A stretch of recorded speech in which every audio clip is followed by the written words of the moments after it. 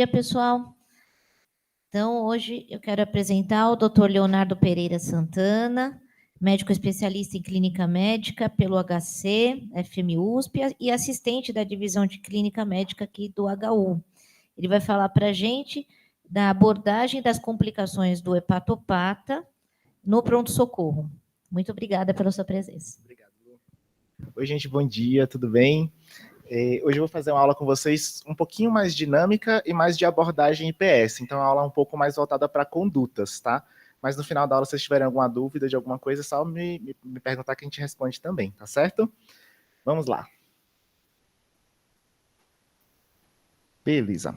Nossa aula hoje, então, é sobre complicações de hepatopatia e abordagem inicial no pronto-socorro. Vou tentar trazer algumas coisinhas a mais em relação ao manejo dentro do paciente internado e alguns detalhes em relação à alta e encaminhamento para o ambulatório também, tá? Vai ser uma aula que é baseada em 4 casos clínicos. Então, o primeiro caso clínico de encefalopatia hepática, depois um caso de ascite, PBE e PBS, um caso de insuficiência renal aguda e síndrome hepatorenal e o último caso de hemorragia digestiva alta, que é uma doença um pouquinho mais cirúrgica, mas a gente acaba vendo nos nossos pacientes cirróticos também, tá? Então, vamos ao primeiro caso, o caso clínico número 1, tá? A nossa paciente é a dona Maria Antonieta, uma paciente de 68 anos, que tem de antecedentes relevantes uma obesidade, uma hipertensão e um diabetes mellitus tipo 2 não insulino dependente. Ela tem um histórico ambulatorial já há 8 anos de aumento de transaminases em consultas ambulatoriais, e durante a investigação a única coisa evidenciada foi um ultrassom com esteatose hepática grave. Ela vem trazida hoje ao pronto-socorro por familiares com uma história de que ontem à noite ela começou um quadro de confusão mental, desorientação temporoespacial, e aí hoje pela manhã ela começou a ficar mais sonolenta e pouco contactuante. No exame físico de chegada, ela tinha uma frequência cardíaca de 68, uma respiratória de 16, uma PA de 140/90, um destro de entrada de 160, com uma temperatura de 36 e saturando 98% em ar ambiente. Aparentemente tudo normal. Do ponto de vista neurológico, a paciente estava bastante sonolenta, ela não tinha nenhum déficit neurológico focal visível, tinha um flapping presente, não tinha irritação meningia e tinha um olhar em varredura. De abdominal, é um abdômen globoso, com ruídos israelis presentes, flácido, tinha uma presença de circulação colateral abdominal, o toque retal dela tinha um fecaloma e não tinha sangue em dedos de luva. E a gente vai falar um pouquinho sobre a principal suspeita diagnóstica dela, que é de encefalopatia hepática. Tá? A definição de encefalopatia é um conjunto de anormalidades neuropsiquiátricas em pacientes com disfunção hepática. E aí vai desde quase nada até o coma. Tá?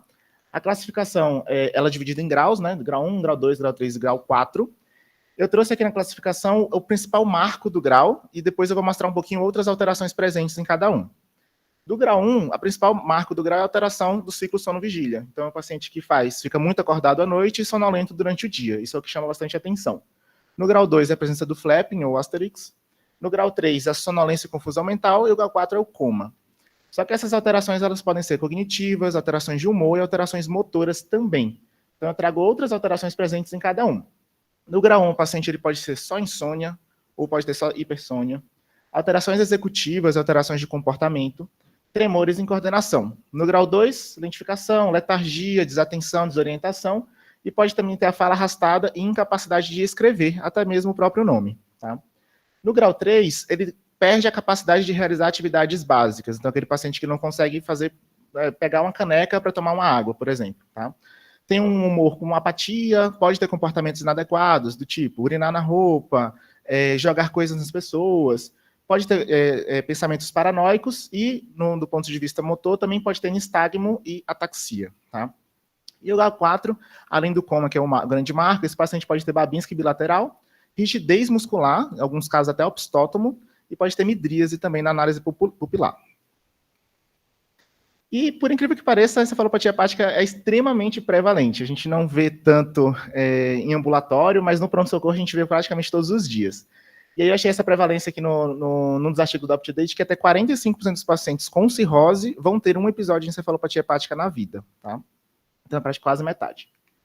E as causas são das mais variadas possíveis. Eu dividi as causas entre as mais comuns, que são aquelas que a gente vai acabar investigando para quase todo mundo, e as causas mais graves, que são aquelas que a gente tem que ficar atento e procurar sinais, ou da anamnese, ou do exame físico, ou de exames complementares em relação a essas causas mais graves, tá? Das mais comuns, obstipação é disparado, uma das causas mais comuns de encefalopatia, que é o caso da nossa paciente, né? Ela tem um fecaloma no toque retal, então provavelmente ela está obstipada há muito tempo. Desidratação, uso de medicações e drogas, então desde drogas bem simples, tipo anti-inflamatórios, podem desencadear encefalopatia hepática. Hipoglicemia e quadros infecciosos simples, desde uma gripe, resfriado, qualquer infecção viral pode desencadear encefalopatia. E aí a gente tem as causas mais graves, né? Que é a hemorragia digestiva alta, então o toque retal nesses pacientes, em geral, vai ser realizado para a gente procurar pelo menos melena ou sangue em dedo de luva.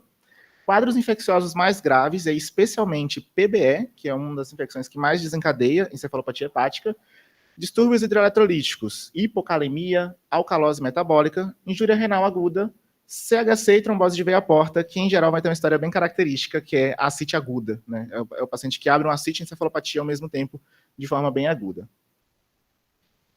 O diagnóstico, eu coloquei em cores diferentes, tá? Em verde está a anamnese e exame físico, porque o diagnóstico de encefalopatia hepática é um diagnóstico clínico. Existem outros exames que a gente pode fazer? Sim. Todo mundo já ouviu falar da dosagem de amônia sérica, né, para diagnóstico de encefalopatia. Infelizmente, a gente não tem esse exame disponível em quase nenhum hospital, e ele tem uma limitação importante do método. A amônia ela tem que ser lida logo após ser colhida.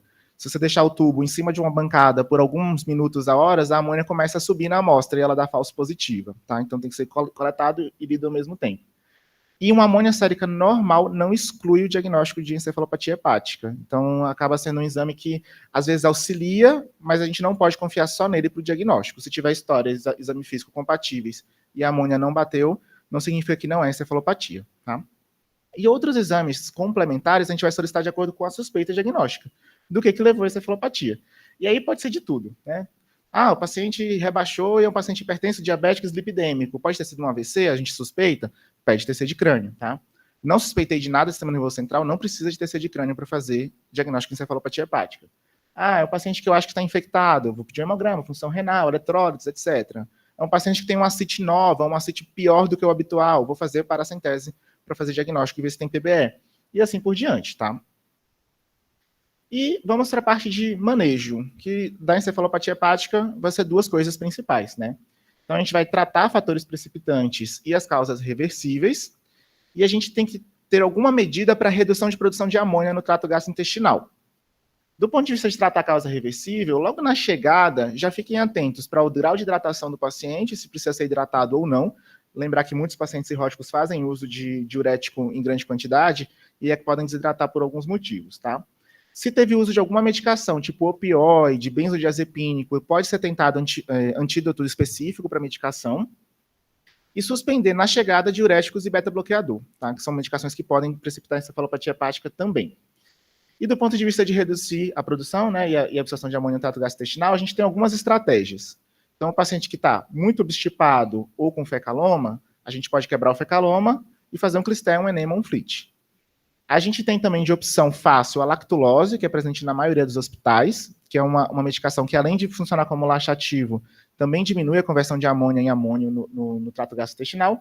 E a rifaximina, que a gente já tem no Brasil, e infelizmente a gente não tem no SUS, tá? A gente só tem em hospitais particulares, né, e pagos. Eu coloquei aqui só as doses para vocês, tá? Lembrar de quebrar fecaloma antes de clisté, né, se tiver. A lactulose, a dose oficial de consenso é até 45 ml via oral de hora em hora, tá? Na vida real, o céu é o limite. Então, às vezes, a gente usa doses muito maiores do que essa, 100 ml, 200 ml. E se o paciente não tiver a via oral preservada e você não quiser passar uma sonda, que não precisa, você pode fazer também a lactulose por via retal. E aí você faz um clisté de lactulose. A rifaximina, ela é 550 mg via oral de 12 em 12, então o paciente precisa ter a via oral preservada. E o tratamento para um mês de rifaximina está em torno de R$500 a R$600. Então, a gente tem que tomar cuidado na hora de prescrever se o paciente vai ter condição de usar ou não. E não é superior ao uso de lactulose, tá? E trouxe algumas dicas para o dia a dia de pronto-socorro, tá? Então, sempre reavalie o paciente depois de cada medida e constantemente. Porque se você fez a lactulose 45 ml via oral e ele não melhorou, você vai precisar repetir em 1 hora. Então, esse paciente precisa ser reavaliado a todo momento. A garantia de via aérea definitiva, na intubação ou qualquer outra via aérea definitiva, você vai reservar para os casos que são refratários às medidas, tá? Como é uma causa reversível de rebaixamento, primeiro a gente tenta reverter o rebaixamento antes de entubar. Até porque para entubar a gente vai ter que fazer droga sedativa, anestésica, a gente entuba e depois esse paciente vai ser muito mais difícil de tirar do tubo. Ele já tem uma causa neurológica de base.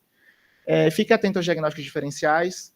Então, lembra que a dona Maria Antonieta, ela chegou no pronto-socorro com sinais vitais todos normais, ela não tem febre, não tem taquicardia, não tem saturação, a gente não está pensando que seja, por exemplo, um quadro de sepse com rebaixamento.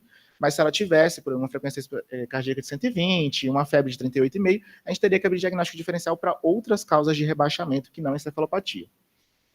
Nunca esqueça do destro na chegada, porque pode ser uma causa reversível rápida, né? Uma hipoglicemia, você faz uma glicose, o cara acorda e você preserva ele de muitas outras abordagens. E lembra também, gente, que álcool e medicações simples podem precipitar encefalopatia hepática. Então, você usou algum remédio? Não. O senhor bebeu? Sim. Isso pode ter precipitado encefalopatia hepática também, tá? E quando é que a gente vai dar alta para esse paciente? Quando a gente conseguir controlar a causa base da encefalopatia. Então, a encefalopatia por obstipação, fiz um clisté, controlei a causa base, vou dar alta para ele com um laxativo para casa. E se o paciente tiver retorno ao estado neurológico basal ou próximo do basal dele. Tá? Alguns pacientes, só lembrar que eles têm aquele quadro de encefalopatia hepática crônica. Então, ele já tem alteração neurocognitiva basal e ele não vai voltar totalmente ao normal depois das medidas, tá? E alguns cuidados na alta, gente. Sempre lembrar de conferir se o paciente e o familiar entenderam o que é a encefalopatia hepática e por que ela acontece, quais são os fatores e as causas. Porque senão você dá alta para o paciente e aí ele não entendeu que o AINE foi a causa da encefalopatia, volta a usar a AINE por algum outro motivo, tá? E sempre que você for prescrever lactulose ou rifaximina, confiram se o paciente tem condição financeira de arcar com o custo de tratamento. A lactulose a gente tem aqui no HU, o pessoal que é do HC também tem lá no HC Fácil na farmácia, mas no SUS, na rede básica, ela não é liberada, então o paciente tem que comprar. Um frasco de 200 ml é em torno de R$20, mas se você colocar 50 ml de 6 em 6, vai um frasco por dia. Então tem que tomar cuidado nessa parte de prescrever a lactulose. Meu paciente não tem condição de arcar com custo. Adiciona outro laxativo, o Bisacodil, por exemplo, que tem disponível na rede, tá? E aí, voltando para o caso da Ana Maria Antonieta, a gente tem uma paciente que tem uma provável esteatohepatite não alcoólica, né? Ela não tinha história de etilismo, mas tinha esteatose hepática com transaminases elevadas ambulatorialmente. No exame físico, ela tem sinal de hepatopatia crônica, né, que é a circulação colateral abdominal, e ela vem com o primeiro episódio de encefalopatia hepática, com uma causa muito provável, que é a obstipação. Mas é uma paciente que tem o primeiro episódio de encefalopatia hepática, então nessa paciente talvez valha a pena afastar outras causas, como desidratação, distúrbio eletrolítico, que podem ter precipitado o quadro, tá? Vou acabar o caso 1 e vou para o caso 2, então. O nosso caso clínico 2 é um caso de ascite, PBE e PBS. Tá? Nosso paciente é o paciente Antônio José, que é um paciente de 49 anos. De antecedentes relevantes, ele é só um grande etilista, ele bebe em torno de 2 litros de destilado, né, de cachaça por dia, e tem um histórico ambulatorial nebuloso, que não gosta de médicos e não tem atendimentos médicos recentes, tá? Não faz nenhum segmento, não usa nenhuma medicação. Ele procurou hoje o PS por meios próprios com uma história de aumento do volume abdominal há 1 mês, né? Só que nos últimos 5 dias isso teve bastante piora e nos últimos 3 dias ele começou a ter episódios de febre não aferida. Tá? No exame físico de chegada, ele tinha uma frequência cardíaca de 100, uma respiratória de 22, um APA de 100 por 80, um destro de 82, mas ele estava febril, com uma temperatura de 38,2, saturando 96%. Na pele, ele tinha telangiectasias em tronco, eritema palmar, no segmento cefálico, um aumento bilateral das parótidas, de tórax, ele tinha uma ginecomastia bilateral, e no abdômen, era um abdômen globoso, com ruído diário presente, tenso, com sinal do piparote positivo, e um toque retal com fezes em dedo de luva. Tá? Então, sinais de ascite bem volumosa. E aí eu vou começar, eu sei que a gente já pensou logo em PBE ou algum quadro infeccioso, mas eu vou começar só com ascite primeiro, tá? Então, a definição de ascite é o acúmulo de líquido no espaço pleural. Basicamente, qualquer líquido no espaço pleural acumulado, você pode chamar de ascite, e tem diversas causas para isso. Que a gente está lembrando só das causas hepáticas, porque a gente está numa aula de doenças hepáticas, tá? Mas existem outras causas. Então, tem as causas relacionadas à hipertensão portal, que a cirrose é a principal, mas lembrar que quadros agudos também podem fazer ascite. Então, a hepatite alcoólica, mesmo que o paciente não seja cirrótico, pode ter ascite. Falência hepática aguda, Budd-Chiari e doenças cardíacas com síndrome edematosa. Tá? Hipoalbuminemia grave também pode fazer ascite. A gente lembra muito da nefrótica, mas a enteropatia perdedora de proteína e desnutrição também podem fazer. doenças primárias do peritônio ou metástase para peritônio, né, doença fúngica, tuberculose, neoplasia, e aí outras causas, né, ascite quilose, ascite pancreática, mixedema por doença tireoidiana também pode fazer ascite, hemoperitônio no trauma e lesão de trato urinário que cai urina no espaço peritoneal. E a nossa avaliação inicial de ascite, PBE e PBS é com anamnese e exame físico. Tá? A gente precisa muito de uma história bem detalhada, especificamente de causas que podem ter descompensado o ascite, e também do exame físico para a gente avaliar o grau de ascite e se o paciente tem alguma alteração sugestiva de processo infeccioso. Isso eu estou falando do pronto-socorro, tá, gente? Que vocês vão olhar ascite no ambulatório também, às vezes não tem, porque ficar pesquisando infeccioso para todo mundo. E aí vem aquela grande pergunta, né? Eu sempre devo puncionar o paciente que chega no PS com ascite? Eu vou aproveitar só para perguntar para vocês. Quem acha que sim, levanta a mão. Metade, metade. É porque a palavra sempre dá uma dúvida, né? Se vocês forem por literatura, teoricamente, todo paciente que procura o PS com ascite deve ser puncionado, mas a literatura desconsidera alguns casos. Então, pacientes com ascite refratária, que faz punção a cada 2 semanas, e aí procura o PS um dia antes da punção porque não está aguentando, será que esse paciente precisa fazer análise do líquido? Ou pode ser só fazer um alívio? Pacientes que às vezes não entendem a própria doença e acham que toda vez que aumenta o volume abdominal tem que ir no PS. Será que todas as vezes que ele for no PS precisa de uma nova punção diagnóstica? Às vezes não, tá? A gente tem que individualizar os casos também. Mas a grande maioria vai acabar funcionando. E por que a gente punciona o líquido acítico no pronto-socorro? Né? A gente tem que definir se há um processo infeccioso ou não. É a principal coisa que a gente vai fazer, porque a nossa conduta de PS é tratar PBE e PBS. Né? O restante das condutas é ambulatorial. A gente vai identificar se tem hipertensão portal ou não no paciente que tem a primeira ascite da vida. Né? Nunca foi puncionado, a gente não sabe qual é a causa. Tentar definir a etiologia, que às vezes com a análise do líquido a gente já consegue definir, e fazer alívio para os pacientes que têm uma ascite de grande monta. E aí, quais exames pedir? Eu botei uma listinha dividida. Primeiro, os exames que são obrigatórios para toda vez que você for analisar o líquido, e depois os exames que são separados para cada causa, tá? Então, quando eu pedir um líquido acítico, eu preciso ter no sangue proteínas totais e frações, e eu preciso ter no líquido acítico as proteínas totais, a albumina e a citologia. E lembrar, sempre que vocês forem puncionar o ascite, descrevam o procedimento em prontuário, do horário que foi feito, quanto de líquido foi tirado e qual era o aspecto do líquido, porque isso pode auxiliar também se a gente vai precisar pedir outros exames depois, dependendo do aspecto, tá? E aí, se eu tiver suspeita de infecção nesse paciente, eu vou precisar do GRAM. Lembrar só que o GRAM tem muito baixa sensibilidade para PBE, mas tem uma sensibilidade razoável para PBS. Então, um GRAM positivo, um GRAM que vem com bactéria identificada, a gente tem que ficar um pouquinho mais alerta. A cultura aeróbia e anaeróbia, a glicose do líquido e o DHL, que vão fazer a diferenciação de PBE e PBS. E os outros exames são para diagnóstico etiológico. Então, suspeitei de tuberculose peritoneal. Aí vou precisar pedir bar e cultura para micobactéria. Lembrar também que o bar também tem muito baixa sensibilidade. Posso pedir o A, da acidologia oncótica. Se eu suspeitar de, por exemplo, funcionei uma ascite, ela veio amarronzada e eu não sei por que está marrom, eu posso pedir bilirrubina, e aí as bilirrubinas às vezes vêm aumentadas e justificam a cor do líquido. E triglicérides para ascite quilosa, principalmente, né? Nossa suspeita de ascite quilosa ou ascite pancreática, tá? E não precisa pedir tudo de vez. No PS, o principal é afastar a infecção. Eu posso repuncionar esse paciente depois do ambulatório e pedir outros exames de análise para diagnóstico, se eu achar que tem alguma alteração nos primeiros que justifiquem, tá? Eu trouxe um fluxograma que é do UpToDate de interpretação da ascite no PS, e aí eu só fiz uma adaptação porque o fluxograma era gigantesco e muito complexo, e aí eu dei uma simplificada nele. Mas se vocês quiserem, depois tem no UpToDate fácil de achar, tá?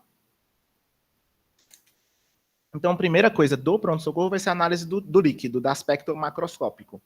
Então, se for um marrom escuro, a gente tem que considerar a hiperbilirrubinemia como causa, a gente pode pedir bilirrubina no líquido. Se for leitoso, a gente tem que pensar em acetiquilose, então dosar triglicéride no líquido.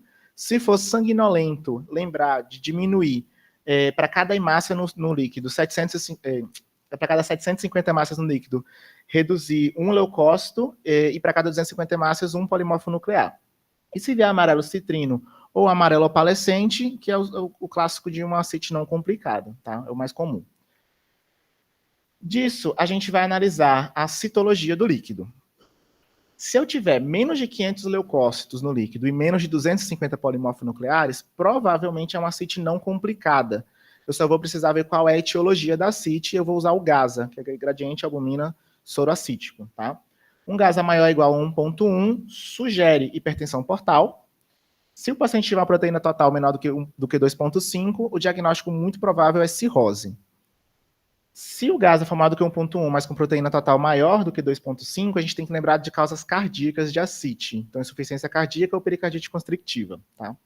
Se o GASA for menor do que 1,1, sugere causas relacionadas a hipoalbuminemia grave. A principal é síndrome nefrótica, mas tem que lembrar de enteropatia perdedora de proteína e desnutrição também, tá?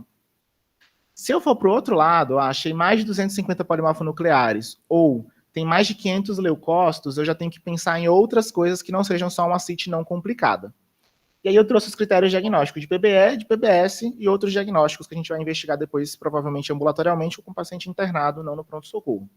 Então, para eu ter PBE, o mecanismo fisiopatológico é translocação de bactéria do trato gastrointestinal para o líquido acítico.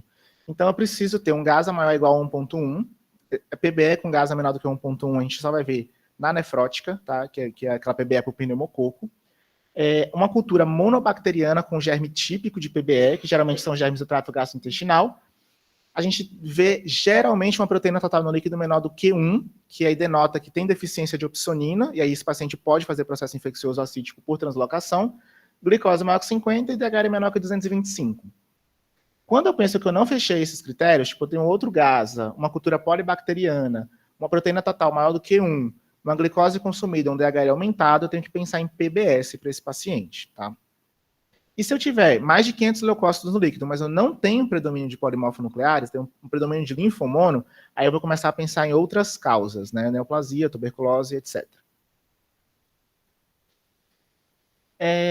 E aí eu vou dividir agora só a parte de avaliação e manejo desses pacientes, tá? Então, na ascite sem complicação, se for um paciente cirrótico, que é o caso do nossa aula, né? A gente tem que avaliar se tem outras complicações além da ascite, lembrar que as complicações de cirrose andam casadas. Então, toque retal para avaliar se tem sangramento, às vezes você tem que avaliar se teve queda de HB ou não, se tiver história.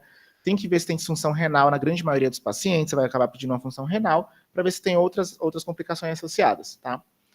Não tem nenhuma complicação, esse paciente vai receber alta com diurético terapia e retorno ambulatorial para controle de ascite com diurético, tá? E sempre lembrem de deixar algum encaminhamento com o paciente para um serviço de gastro ou hepato.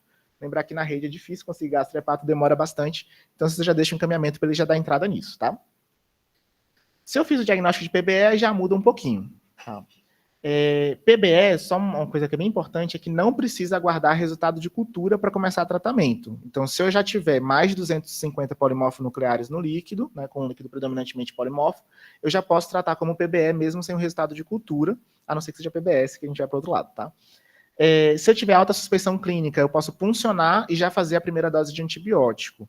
Tem evidência de que quanto mais precoce o antibiótico entrar, menor o risco de paciente evoluir com complicação e óbito, tá? Se eu tiver baixa suspeita de PBE, posso esperar sair a citologia e os outros exames para a gente começar a tratar, tá?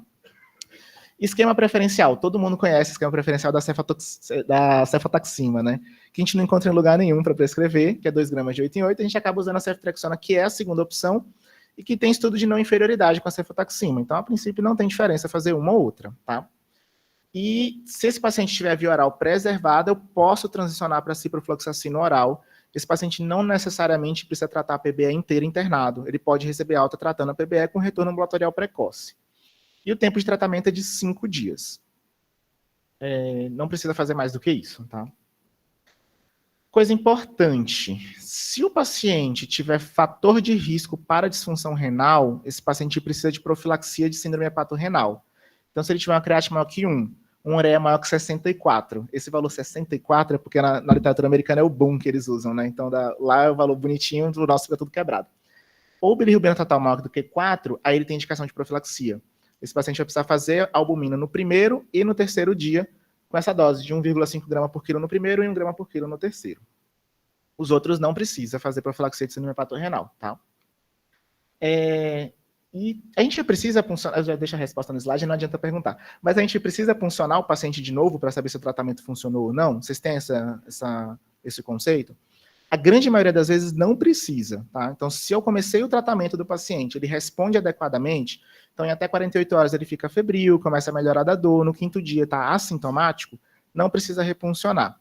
Mas se o paciente não tem melhora clínica em 48 horas, ou é um paciente que tem alto risco de germes multi-R, é um paciente que está internado o tempo inteiro, é um paciente que usou vários esquemas antibióticos prévios, aí no final do 5º dia de tratamento, ou no 6º dia, repunciona para ver se normalizou o líquido acítico do paciente, tá? Porque aí às vezes você precisa estender tratamento nesses pacientes ou trocar antibiótico. E para PBS, né, que é aqueles casos da peritonite bacteriana secundária, a gente tem que lembrar que a PBS não é uma doença do líquido acítico, tá? Então esse paciente ele tem ou uma infecção de pele, que evoluiu com PBS, ou uma infecção do trato gastrointestinal, que evoluiu com PBS. Então a ascite do paciente é só o meio de cultura, e aí outro processo infeccioso que levou a bactéria cair lá e proliferar, tá? Então tem que lembrar que esses pacientes eles precisam de uma imagem do abdômen. Pode ser que esse paciente tenha uma apendicite, uma colecistite, uma diverticulite, uma perfuração intestinal, qualquer doença cirúrgica que causou a PBS, e tem que examinar a pele de abdômen e dos membros inferiores e superiores e procurar focos infecciosos cutâneos também, tá? Se o paciente teve histórico de paracentese de repetição, às vezes foi o foco de entrada também para a PBS. E nesses pacientes, a gente acaba ampliando o esquema antibiótico, a gente não vai só na CEF. Então, a gente deixa a CEF com metro por causa da principal causa, que é a doença do trato gastrointestinal. E se você não tratar a causa base da PBS, a PBS não melhora. Então, se tiver uma apendicite, precisa operar. Não adianta dar só antibiótico. Outros diagnósticos presentes no líquido acítico, tuberculose, neoplasia, não são diagnósticos do PS. Eles podem ser feitos com o paciente em enfermaria ou no ambulatório. Mas se você funcionar e perceber que dá para adiantar esse exame, você pode adiantar, tá? Cada doença vai ter um tratamento específico. Então, a ascite pancreática é o manejo de pancreatite. Quando melhorar a pancreatite, melhora a ascite pancreática. Ascite quilosa, né, que é o paciente que tem perda do conteúdo de absorção intestinal direto para o líquido acítico. Às vezes, esse paciente ele é um paciente extremamente complexo, mas você pode fazer um shunt peritônio venoso. Tá? Lá no HC tinha um paciente que tinha uma válvulazinha que obstruiu, e aí essa válvula só tinha no exterior, porque a Anvisa não liberava, era um caos. Tá? Lesão de trato urinário, correção cirúrgica e malignidade, tuberculose, ambulatório, enfermaria e investigação do quadro, tá? Qual o sítio primário ou biopsiar, etc. E a profilaxia secundária de PBE, que a gente às vezes esquece, tá? Mas o paciente que teve PBE, ele tem chance de recorrência de 70% no primeiro ano. Então esse paciente ele tem alta chance de recorrência e tem indicação de antibiótico profilático de profilaxia secundária, que aí pode ser o Bactrim, o Cipro e o Norfloxa. Eu coloquei aqui no slide que é para uso contínuo, mas as evidências de profilaxia secundária são para uso no primeiro ano. Ninguém sabe se continuar o uso realmente tem benefício ou não, ainda. Né? A gente vai saber isso em breve. Voltando para o nosso caso, né? Então, um paciente com sinais de hepatopatia crônica, tem eritema palmar, ginecomastia, de etiologia alcoólica provável, né? Tem uma carga de etilismo alta, tem aumento bilateral de parótidas, que chega com ascite nova, que nunca foi puncionada, com progressão mais rápida nos últimos 5 dias e febre. Então, é um paciente com alta suspeição de PBE. Funciono, faço um antibiótico e espero o resultado do líquido acítico. Não precisa ficar esperando o resultado para começar a tratar. Vou para o caso clínico 3. Se eu estiver falando muito rápido também, a gente pode me interromper, tá? O caso clínico 3 é o paciente Marcos Paulo, que é um paciente de 72 anos. De antecedente relevante, ele tem uma cirrose por vírus hepatite C há 40 anos, uma hipertensão e uma osteoartrite de joelhos. Ele tem um histórico ambulatorial que ele já teve ascite, ele nunca teve PBE, tem varizes de esôfago já diagnosticada por endoscopia, mas nunca teve HDA, e ele já teve episódio de encefalopatia hepática na vida. E ele faz uso contínuo de furosemida, espironolactona, propranolol, lactulose e enalapril. Ele vem no PS hoje com uma queixa de piora da ascite e um surgimento de edema de membros inferiores que ele não tinha e uma redução do volume urinário. Tá? E aí, quando você questiona ele ativamente, ele fala que nos últimos 10 dias ele vem usando ibuprofeno 600mg de 12 em 12 para dor nos joelhos. A gente solicitou alguns exames laboratoriais para ele que mostraram uma create de 2,6 com uma ureia de 130, sendo que no ambulatório ele já tinha uma create basal de 1,2 e uma ureia de 40. Então, eu tenho um paciente que tem uma injúria renal aguda, um paciente com cirrose e uma injúria renal aguda. A definição de injúria renal para o paciente cirrótico, a gente pode usar a mesma dos outros pacientes, que é a classificação de CADIGO, Tem algumas classificações de injúria renal para paciente cirrótico diferentes, mas a gente acaba não usando na prática, que aí, ao invés de usar 6 horas, 12 horas, usa 2 semanas. Outras classificações a gente não usa na prática. Tá? E aí, eu pergunto para vocês, eu tenho um paciente hepatopata com uma injúria renal aguda, ele tem síndrome hepatorrenal? Não necessariamente, tá, gente? Então, síndrome hepatorrenal é uma doença rara, com um prognóstico muito reservado, e o diagnóstico de síndrome hepatorrenal é feito por exclusão. Então, eu preciso excluir outras causas de injúria renal para poder bater o martelo e dizer que é hepatorrenal. Também trouxe um fluxograma simplificado do UpToDate. Eu tenho um fluxograma completo lá também, tá? Então, se eu tiver um paciente que tem cirrose, uma hepatite alcoólica grave, uma hepatite fulminante, ou uma neoplasia hepática avançada, tanto neoplasia primária quanto secundária, e esse paciente fizer uma injúria renal aguda, eu preciso de anamnese detalhada, incluindo interrogatório sistemático e pergunta específica em relação ao uso de medicação, chá, álcool, etc. Exame físico, uma urina 1 e uma ultrassom de rins e vias urinárias, tá? E aí, dependendo de uma possível causa de injúria renal, a gente vai mudar um pouquinho o nosso manejo para ele. A gente tem que lembrar de beta-bloqueador, antipertensivo, AINE, hipotensão por qualquer motivo. É um paciente que fez uma diarreia e fez uma hipotensão. Ou um paciente que está chocado por outro motivo. Ele fez um TEP, fez um choque. Esse paciente ele pode ter injúria renal aguda que não é síndrome hepatorrenal, tá? Então, aí a gente vai fazer a pergunta, depois dessa avaliação inicial. Tem uma causa clara de injúria renal para esse paciente? Uma causa óbvia? Sim, a gente vai tratar a causa e vai reavaliar esse paciente no tempo adequado. Ah, foi um abuso de AINES para esse paciente. Eu vou suspender os AINES e talvez reavaliar ele em 24, 48, 72 horas e ver como fica a função renal do paciente. Está estável, piorando ou melhorando, tá? Se eu não tiver uma causa óbvia, aí eu posso ser um pouco mais agressivo nos casos mais graves e menos agressivo nas injúrias renais mais leves, tá?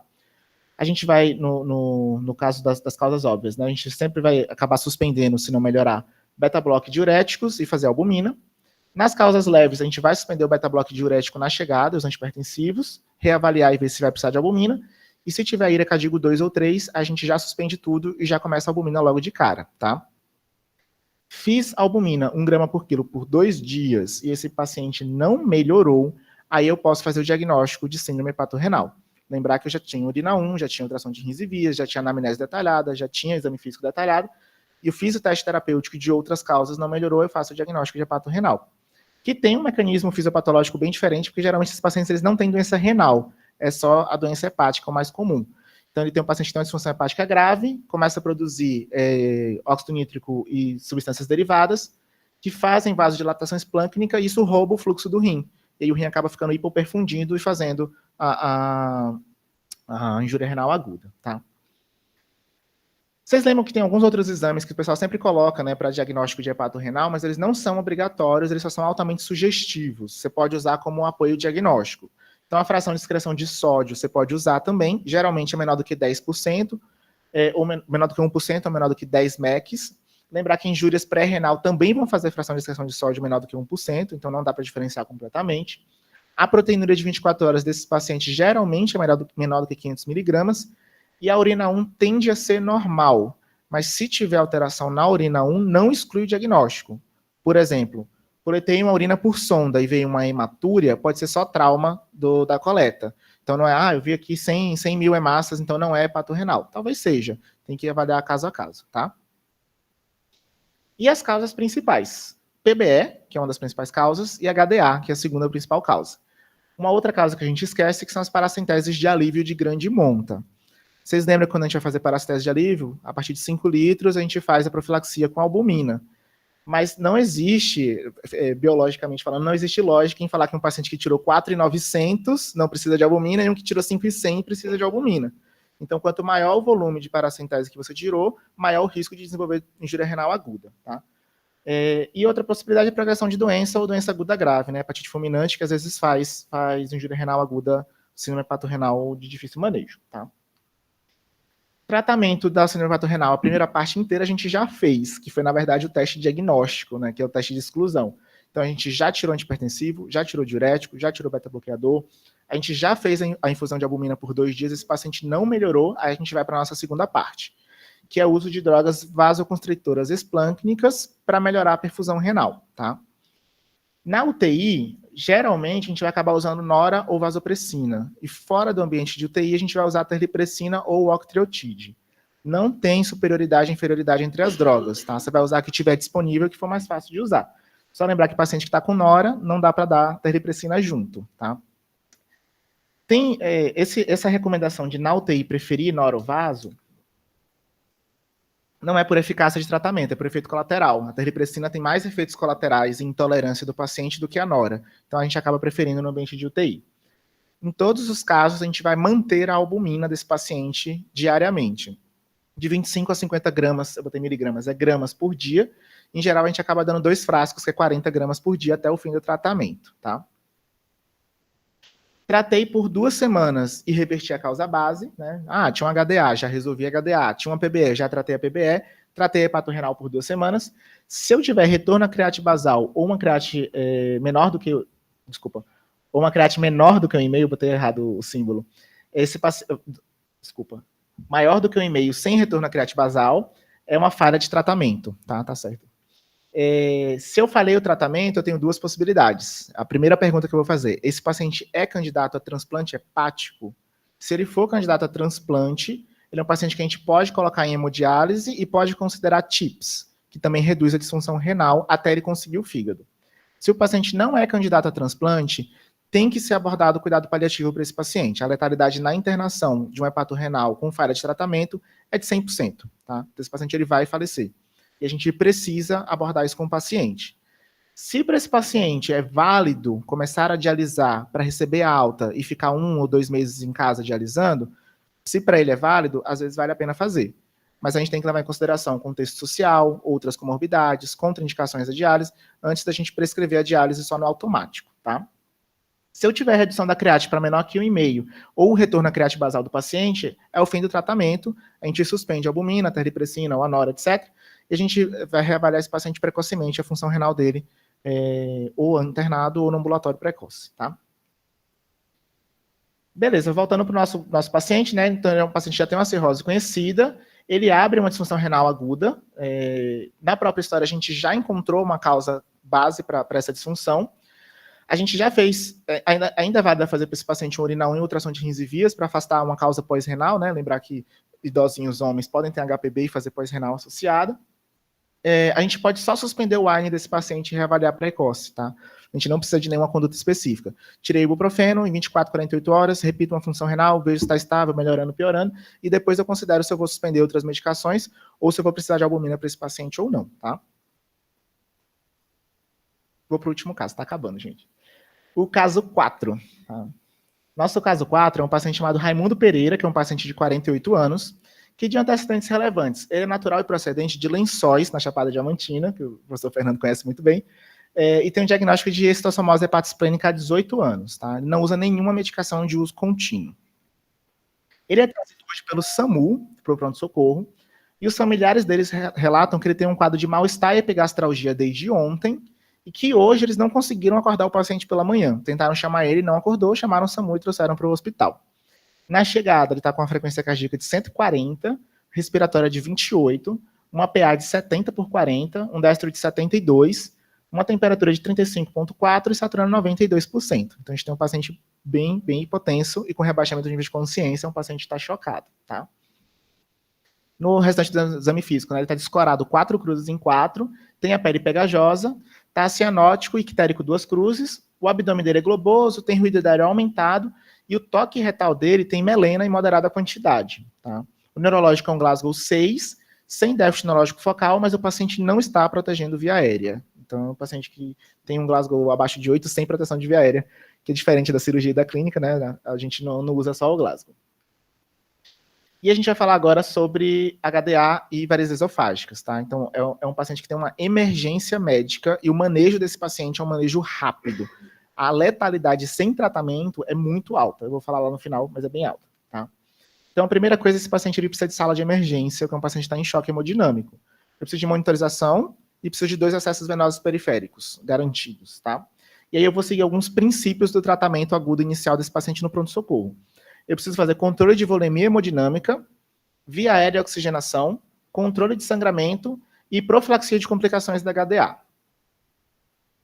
Primeiro ponto de controle de volemia hemodinâmica, né? Que a gente fala volemia hemodinâmica, a gente pensa em sangue. Calma, que tem outras coisas que a gente precisa fazer na chegada também. Então, esse paciente ele precisa ser expandido, a gente precisa fazer cristalóide na entrada, 500 a 1000 ml de qualquer cristalóide, pode ser ringue, pode ser soro fisiológico. Se o paciente estiver chocado, eu posso entrar com droga vasoativa para ele. Lembrar que esses pacientes, a gente pode deixar a PM ali próxima de 65. Se for um pouquinho mais para baixo, não tem problema, tá? 60, 65 não tem problema. Até porque se ele ficar hipertenso, pode piorar o foco de sangramento. Se ele tiver sangramento significativo, que é o paciente que chocou, ou o paciente que tem queda de 2 pontos de HB em menos de 24 horas, a gente vai considerar transfusões sanguíneas, tá? Nossas transfusões, principalmente, vai ser o concentrado de hemácia, com um alvo de hemoglobina entre 7 e 9. Tem serviço que usa o alvo de 8, que é o meio entre os dois, tá? E se o paciente for coronariopata grave, a gente pode considerar transfundir para um alvo acima de 9.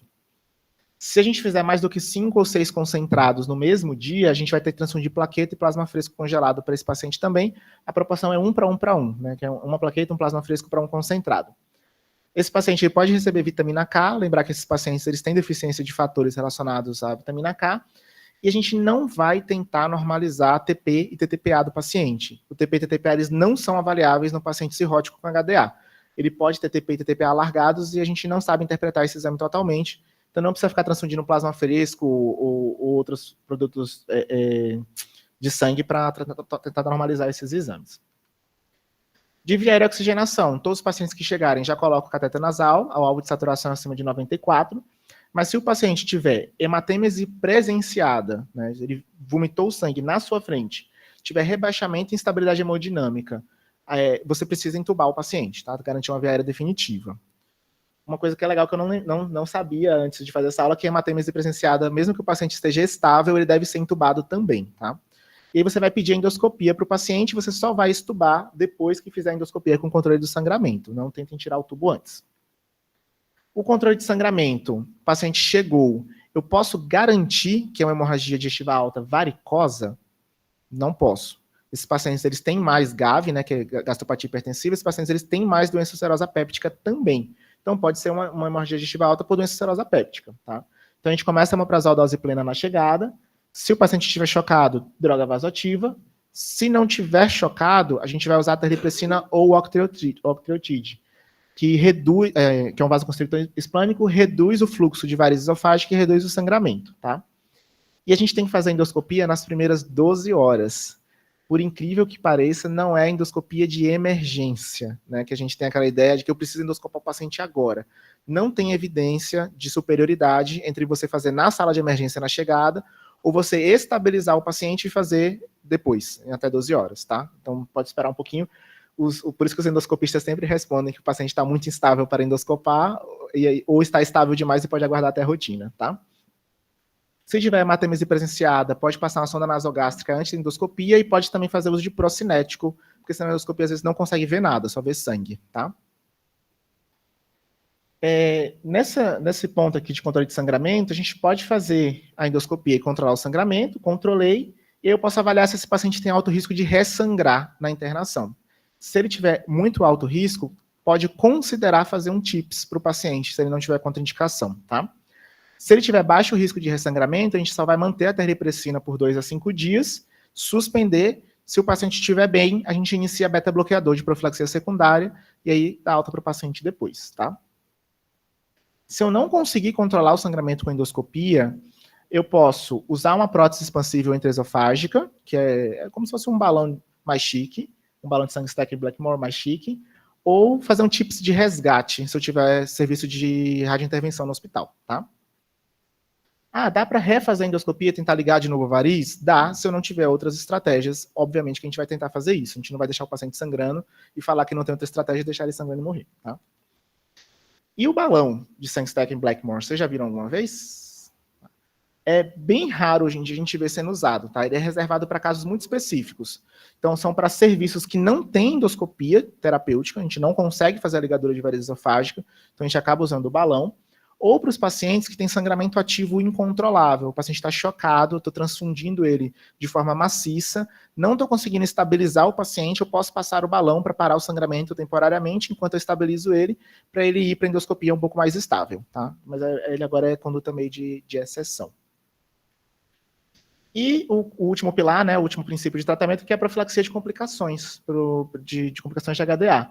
Então, esses pacientes que fazem HDA, eles translocam muito, o paciente tem indicação de profilaxia de PBE, tá? Então ele vai usar ceftriaxona por 7 dias, é 1 grama dia só, não é 1 grama de 12 em 12.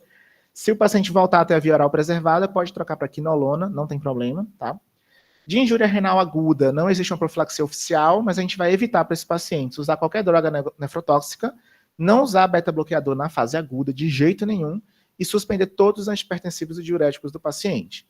Se fizer disfunção renal, pode ser só uma ira por choque, uma ira por hipotensão, não necessariamente hepato-renal, mas lembra que lá naquele fluxograma, se a gente tentar resolver e não melhorou, a gente vai fazer albumina para o paciente de toda forma, tá? E encefalopatia hepática é bem comum nesses quadros, mas a gente tem que ficar atento para hidratação, alcalose metabólica, hipocalemia, e se tiver sintomas, iniciar a lactulose. Não tem a via oral, faz via retal, não tem problema, tá? Importante. Hemorragia digestiva alta varicosa é uma complicação prevenível. Então, os pacientes têm indicação de fazer rastreio, eles devem fazer rastreio com endoscopia a cada 6 meses, ou se o paciente já tem um diagnóstico de uma variz de alto risco de sangramento, ele tem que fazer profilaxia primária de sangramento, tá? Que é as varizes de médio calibre com cherry spot ou varizes de grande calibre. Então, ela é prevenível. Se não tiver manejo adequado, a letalidade é de 30% na internação. E com manejo adequado, é de 15% a 20% em 30 dias. Então, a gente não quer que os pacientes sangrem. Lembrem de fazer os rastreios no ambulatório para que o paciente não sangre, tá? E eu acabei.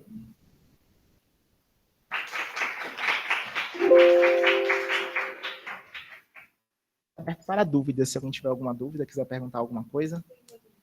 Diga, Carlinhos.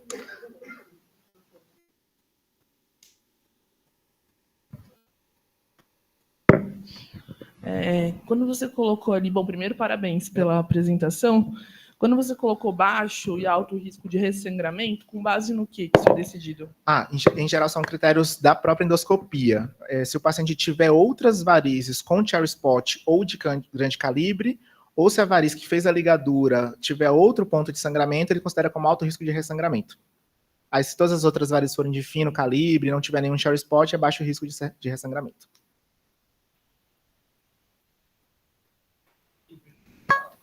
Isso.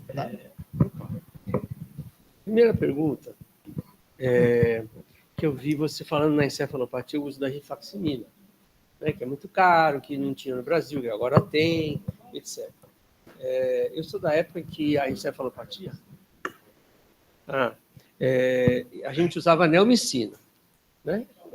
Em priscas eras, a gente usava neomicina para tratar a encefalopatia. Daí veio uma explicação fisiopatológica que se você dava a lactulose, que era para a bactéria da flora intestinal, metabolizar a lactulose para diminuir o pH intestinal, não tinha o racional de dar antibiótico era contra esse uso da lactulose. Então, agora está se usando a rifaximina.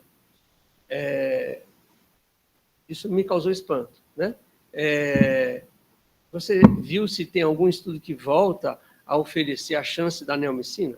Porque se a rifaximina num país em que existe uma limitação econômica, se a gente pode voltar a usar a neomicina. Estudo sobre a neomicina eu não vi. Não sei se tem alguma evidência, mas ainda é usada às vezes, né? O paciente que está com lactulose em dose alta e não melhora da encefalopatia, às vezes você faz associação com a neomicina. A gente ainda vê sendo usado. Agora, estudo eu confesso que eu não vi, então como falar bem, com certeza. Tem se usado. Ainda sim. Tá. A outra coisa que eu fiquei meio na dúvida é quando você falou sobre a síndrome hepatorrenal, que um dos exames e tal seria a urina 1. Mas aí, logo no seguinte slide, a urina 1 poderia fazer um falso, alguma coisa. Eu queria entender melhor, porque para mim a urina 1 não adianta muito, porque alguns pacientes com hepatopatia crônica têm glomerulite da própria hepatopatia. Então, pode ter um pouco de proteinúria, pode ter um pouco de hematúria, pode ter cilindrúria. Isso. A urina 1, quando ela vem normal, ela sugere muito mais o diagnóstico de hepatorrenal, né? Obviamente, excluindo outras causas. Se ela tiver hematúria, às vezes vale a pena fazer a pesquisa de hematúria dismórfica para glomerulite. E nos pacientes que têm doença pelo vírus C ou pelo vírus B, às vezes eles fazem doença glomerular pela hepatite crônica. E aí a síndrome hepatorrenal a gente não consegue fechar o diagnóstico de cara. Às vezes a gente precisa tratar a doença de base e ver se a função renal desse paciente melhora. Então, a urina 1, na verdade, ela é um exame auxiliar, mas ela não exclui e nem confirma o diagnóstico. Ela só traz uma informação a mais. Mais ou menos como o sódio urinário, né? Exatamente. Eu ainda tenho mais perguntas, não tem? Tá. A outra pergunta, na verdade, eu quero que você me ensine a usar a terlipressina. Porque eu usei muito pouco na vida e todas as vezes que eu usei não foi muito legal. Catastrófico. Porque o paciente também já está num estado catastrófico, né? Sim. Então, assim, 1 miligrama de 6 em 6 horas, o que é? Faz 1 miligrama em bolos? Em bolos, exatamente. É bolos. É bolos. Você faz 1 miligrama de 6 em 6 em bolos, que aí você não precisa fazer a infusão contínua. Tá bom. Essa é a dose inicial, e a dose máxima é 2 miligramas de 4 em 4. Geralmente, a gente começa com a dose mínima e vai aumentando aos poucos, porque o paciente não tolera por efeito colateral, quando você faz 2 de 4 em 4. Ele faz taquicardia, palpitação, hipotensão, e não dá muito certo. Aí a gente acaba começando com a dose mais baixa. Isso. Agora, são duas coisas que eu queria... eu achei esquisito, né? Você também. Não fazer a endoscopia no sangramento ativo. O paciente está... Na chegada, isso. Na chegada. Eu achei isso muito esquisito. Eu acho que, para mim, era uma coisa tipo salva-vida, a endoscopia, né? Assim, tudo bem que você tem que expandir primeiro, tratar, ver se é coagulação, blá, blá, mas para mim, fazia parte. E a outra coisa é o protocolo de passar uma sonda nasogástrica, que se a gente não sabe se tem alguma coisa ali no esôfago sangrando. Eu, sinceramente, acho temerário. É como o black esôfago, né? Se fala para não passar sonda. Então, é só um espanto meu. E a última coisa que eu queria considerar na sua aula é assim.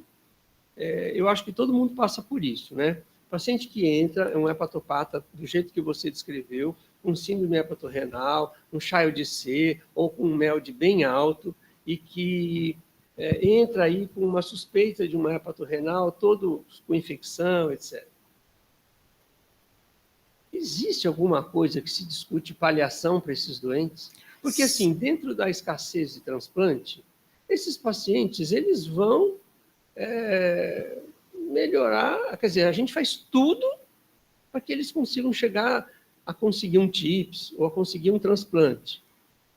Então, eu acho que, às vezes, o tratamento desses pacientes é muito mais para a nossa consciência.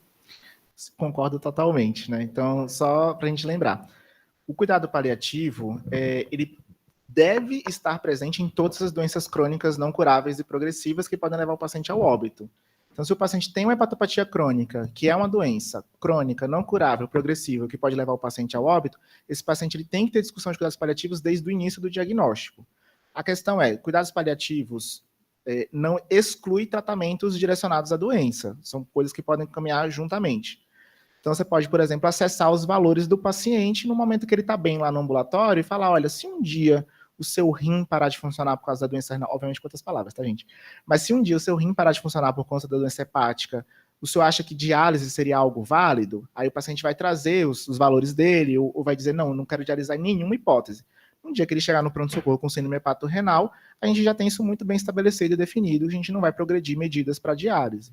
É um paciente que sabe que pode sangrar a qualquer momento.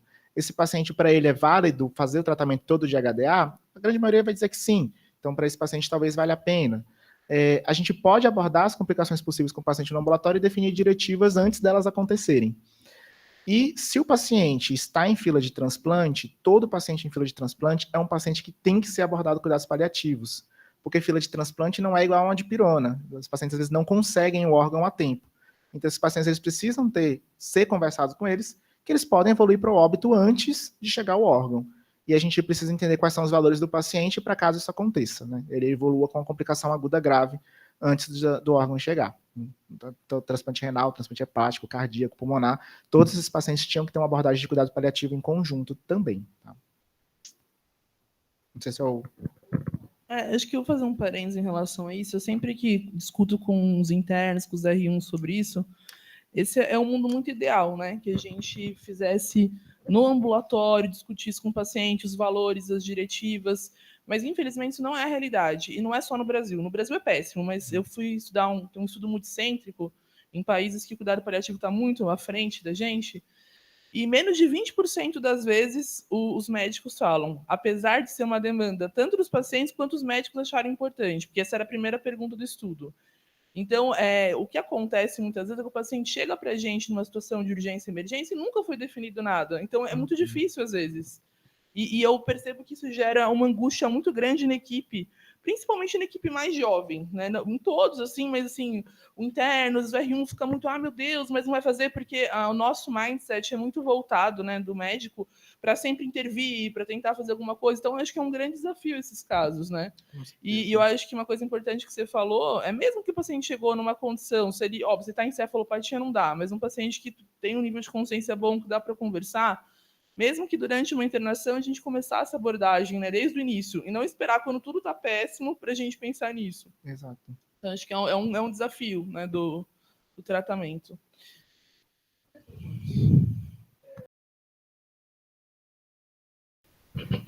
Alguns tratamentos, mesmo que eles tenham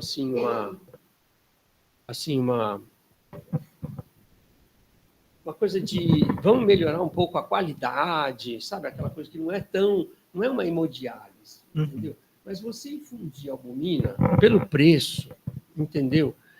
Eu acho que alguém precisaria começar a colocar algumas, como hoje tudo é meio regra, né?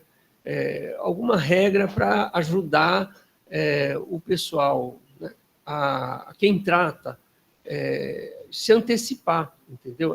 Tem um exemplo típico na enfermaria agora da clínica, uma paciente que tem um fígado que é 1/3 do tamanho do fígado normal dela. E ela chegou com uma ascite, ela não tem diagnóstico, muitas vezes os pacientes não têm o diagnóstico da hepatopatia, porque foi um diagnóstico que, sabe, fez há 3 meses, e aí a família não consegue entender como é que ela antes era normal, né? Não era normal. Na hora que ela ficou com 1/3 do tamanho do fígado, é que apareceu a doença, né?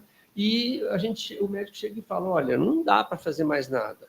Como? Até 3 meses, para eles era tudo normal. Aí a gente vai tentar fazer albumina, que às vezes não tem, né? Às vezes não tem. Aí depois da albumina vem a teliprecina e outras coisas. Então, eu acho que a gente precisaria exercitar mais, sabe? Essa coisa da paliação do paciente internado. Eu não estou falando do ambulatório, nem nada disso. Paciente no pronto-socorro também, né? A gente, naquele afã de fazer alguma coisa, para quem que a gente está fazendo, né? Você não vai conseguir nem colocar, às vezes tem mais de 65 anos, não vai nem entrar na fila. Sim, sim. Uma coisa só interessante também de hepatorrenal, né, que eu acabei não trazendo esse dado, eu só falei, né, mas o paciente que tem falha de tratamento do hepatorrenal, ou que tem hepatorrenal com uma causa base não reversível, tipo progressão de doença, é um paciente que tem letalidade de 100% na internação. Então, esse paciente ele precisa saber de alguma forma disso, né, claro, respeitando o tempo do paciente, etc. E a equipe também precisa saber disso, né, que o paciente, se ele falhar o tratamento, ele morre.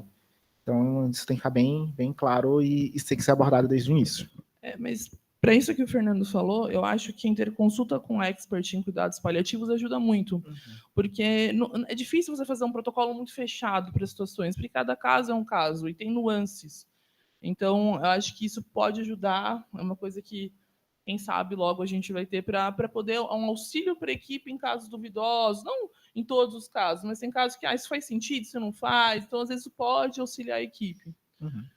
Tem 2 pessoas na fila, o Paulo estava inscrito primeiro e depois o Felício, lá no online. Paulo chegou. O Paulo apareceu. Então... Eu apareci também. Eu fui invocado. Surgi. Vamos lá. Não, então, legal a apresentação. Eu ia fazer, na verdade, 2 perguntas, assim, entendeu? Uma, se você tem experiência com o uso de trombelasto nesses doentes, que me parece... Eu fico meio confuso da história do trombelasto, porque eu acho que várias vezes, assim, entendeu? Eles vendem como um negócio que sai muito rápido, assim, entendeu? Mas, em geral, eu consigo ver o coágulo antes do trombelasto, assim, entendeu? Nos hospitais que tem, né? Mas essa seria uma aplicação, acho que interessante, assim, entendeu? Justamente porque o coágulo é muito alterado desses doentes, né? E a outra, na verdade, acho que às vezes a gente usa vasopressina para HDA também, nesses doentes, né? Então, não sei se... Tipo, acho que no último você tinha colocado o tele e a nora, né? No caso do paciente UTI, a nora e a vaso são 2 opções. Nora e a vaso, acho que então, e no paciente fora da UTI, a terlipressina octreotide. Eu nunca vi usar tromboelastograma para hepatopata. Confesso que eu tenho zero experiência, essa parte eu não vou saber. Mas eu sei que o tromboelastograma é extremamente indisponível e que, às vezes, o resultado do tromboelastograma demora tanto quanto pedir o TP-TTPA e a gente acaba pedindo TP e TTPA. Então, não tenho experiência com esse exame. Obrigado. Felício, você está aí online ainda? Vai ser invocado também. Estou. Tá dando para me ouvir? Sim. Então, eu queria primeiro parabenizar a aula, que foi muito interessante, muito didática. Segundo, fazer alguns comentários, em parte em relação à pergunta do Fernando também, eu falando um pouquinho de hepatorrenal e da nossa experiência no caso. Assim, a questão de se fazer urina 1 e fazer ultrassom é que, de fato, o diagnóstico de hepatorrenal é de exclusão e, por vezes, ele é difícil, esse diagnóstico, justamente por ser de exclusão. Então, a gente vê urina 1 para ter certeza que o doente não tem alguma glomerulopatia de base, que muitas vezes ele tem. A gente usa o sódio urinário, apesar de ser um exame bem pouco sensível e específico, mas é que às vezes a gente pensa que é hepatorrenal, mas o doente pode ter tido uma hipotensão, ou ter uma ira da sepse, ou ter usado anti-inflamatório ou alguma outra droga nefrotóxica em algum momento. Então, muitas vezes a gente faz um diagnóstico inicial meio presuntivo de hepatorrenal, a gente até dá albumina porque faz parte para poder excluir ou definir o que se trata.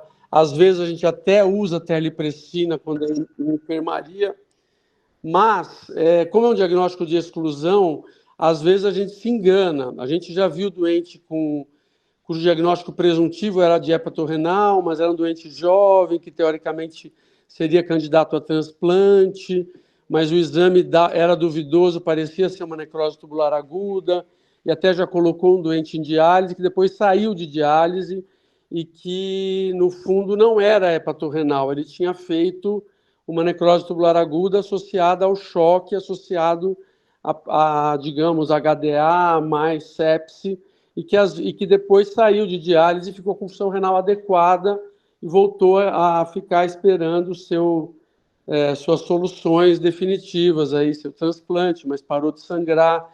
Então, como é um diagnóstico de exclusão, a gente tem que ter um certo cuidado em taxar esse doente como hepatorrenal e aí já ligar o prognóstico de hepatorrenal, porque aí no HU mesmo já tivemos, se eu não me lembro, 2 casos nos últimos 3 anos que dialisaram e depois saíram de diálise e não eram hepatorrenal. Só um comentário. E uma outra coisa que eu queria falar, que é mais específica, a gente às vezes vê peritonite bacteriana secundária de CAPD, né, nos doentes de fora que fazem diálise peritoneal, ou CAPD, ou diálise noturna peritoneal, que aí o tratamento é um pouco diferente e que o prognóstico é um pouco melhor do que o das outras peritonites bacterianas secundárias, né? É melhor do que uma perfuração intestinal, do que algo assim, e às vezes interna esses pacientes na enfermaria ou aparecem no PA, e lembrar que o manejo é diferente, né?